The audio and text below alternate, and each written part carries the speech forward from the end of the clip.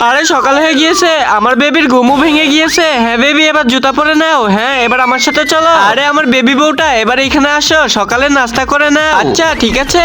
আরে আমার baby pregnant, এই জন্য ঘরের সমস্ত কাজ আমি করি। বেবি এখানে বসো, এবার তোমাকে জুতাটা পরিয়ে দিই। এবার ব্যাগটা নিয়ে নিই, এই তো মামপাওয়ারটাও নিয়ে নিই। এবার তাড়াতাড়ি করে যাই, বেবিকে নিয়ে একটু ঘুরে আসি। লোকটা ধোয়া উড়াইতেছে, আমি ছাতি ফুটিয়ে বেবিকে সেফটি দিলাম। আরে এই দুষ্টু ছেলেটা এদিকে আসতেছে, এই তো ধরে ফেলেছি। এই নেন আপনার বাচ্চাকে। আরে জান, তুমি থাকতে আমার কোনো ভয় নেই। হ্যাঁ এবার তুমি ঘরে এসে পড়ো। হ্যাঁ এবার আমাকে বেবির রাতে ডিনারটা রেডি করতে হবে। এই তো এখানে সবকিছু বসিয়ে দিয়েছি, এবার খাবারটা এখানে রেখে দিই। বেবি তুমি এখানে বসো, এবার পাগুলোকে এখানে রাখো। হ্যাঁ এখন ঠিক আছে। আরে ইফরান, 10টা বেজে গিয়েছে। আরে বেবি তাড়াতাড়ি তুমি খাবারটা খেয়ে নাও, আর এই নাও পানি। আমি তাড়াতাড়ি গিয়ে বিছনাটা গুছাই। খাওয়া শেষ? হ্যাঁ শুয়ে পড়ো। এই তো আমি পেটটাকে সুন্দর করে মালিশ করে দিয়েছি, এবার আমি শুয়ে পড়ি। এখন কম্বলটাকে তোমার গায়ে দিয়ে দিই, লাইটটা অফ করে দিই। ওই আমাকে তো ওয়াশরুম যেতে হবে বেবি, আমিও লাইট নিয়ে আসতেছি।